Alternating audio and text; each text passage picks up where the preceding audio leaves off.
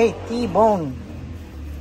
1, 2, 3, 4. Oh, ito yung T-bone steak ay lulutuin natin. Tingnan natin how to cook T-bone steak Edgar style. Ayan. Ayan. Nag-melt siya ng butter. Tingnan natin kung paano siya magluto niyan, guys. Let us see. Wala naman yata apoy. Ano ba naman yan? Ikaw naman. Sinandihan ko na. Nawala ako lagi. Bakit nawala? Ayan, meron na. Ayan.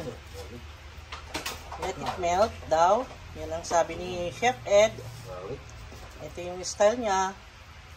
Bantayan natin kung paano siya magluto nito. At nasa na siya? Kumukuha ng bawang. Ayan. Ito ay nilabas ko galing sa freezer kanina, guys. At ayan, malambot na. Siguro nag-stay siya doon sa labas ng 2 hours. Kaya ayan, na-melt na. Okay na, ready na. At ito na-melt na rin. Ayan. So, ganito siya magluto. Tingnan natin, bantayan natin. Imamarites natin ang kanyang bistek. Ang kanyang T-bone steak. Imamarites natin. Oh, see? Ngayon, oh, ano yan? Secret niya ay garlic. Ayan. Secret niya ay garlic, guys. Ayan, nilagay niya. At ang olive oil. Ayan. Tapos, next na secret niya ay ang kanyang olive oil. Ayan.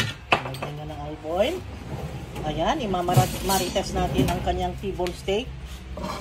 Imamarites natin. Ito yung gisa yung ano. Walang sindi. Wala man ng sindi. Meron. Wala akong mainit. Mainit pa. Ayan. Wala pa. Ngayon, anong sumunod na? Ngayon, i-ano natin yung steak, yung gilid niya munang tirahin natin.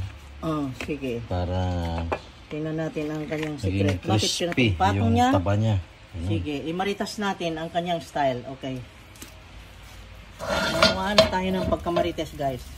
At least yung marites natin ay sa kabutihan. Gusto nating matuto, no? Ayan. Niluluto ang garlic, patakilid ang kanyang kawali. Aba, kakaibang style ito, guys. Kakaiba nga naman. Kakaiba. Oh, ayan ha. Bantayan nyo. Ayan. Ayan. Yun pala, yun ang secret niya. Alam nyo kung bakit nilagyan niya ng garlic? Mga kapwa kong marites. Dahil napakabango ng halimuyak ng garlic na naluluto doon sa olive oil at butter. Ngayon, siguro ito ay pampasarap niya doon sa kanyang bisteka na T-bone. Kaya, tingnan nyo, bantayan nyo. Sige. Ayan. Marites kayo, bantayan nyo. Ang marites ay himantayon, ha? Kailangan bantayan nyo yan. Ayan siya, guys, ha? So, bantayan. At saan na nakalagay yung kanyang bawang? Aba, inalis niya ang bawang. Oh, ayan, nabantayan natin yun.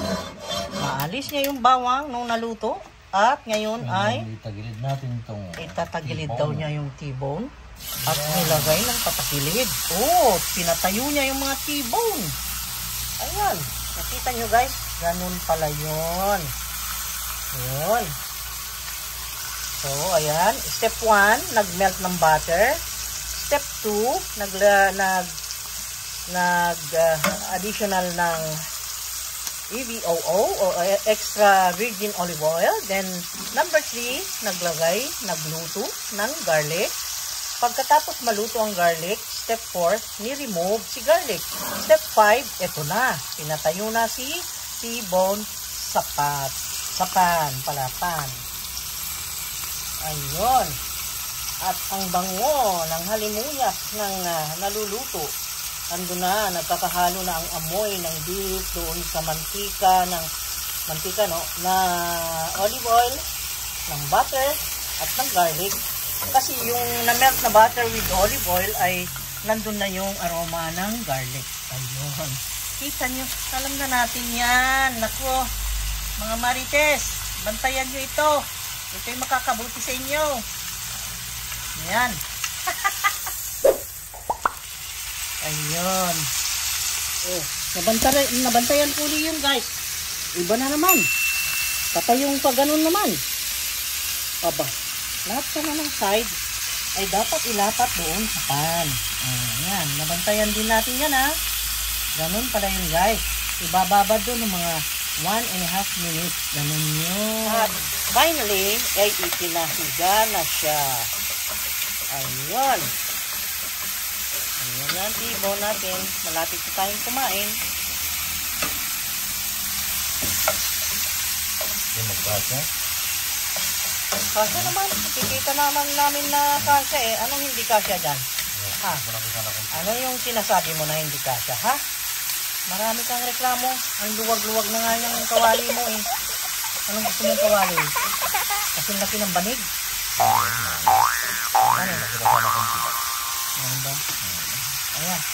Hintayin na lang natin maluto yan. Magkabilaan. Kakain na tayo. Siguro, let's say, in every side, mga ilang seconds pa. Ano bang gusto mo?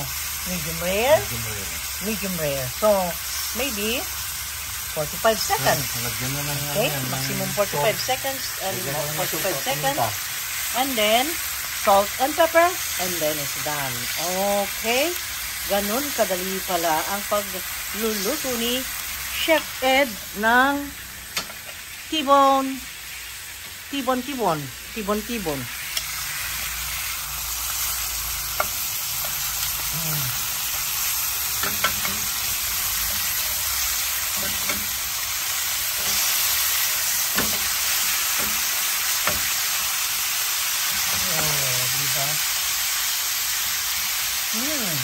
Para siyang parang lamb ang kanyang amoy.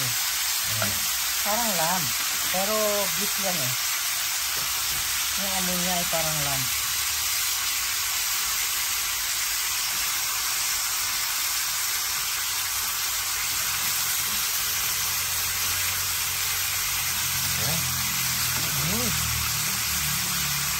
Sarap.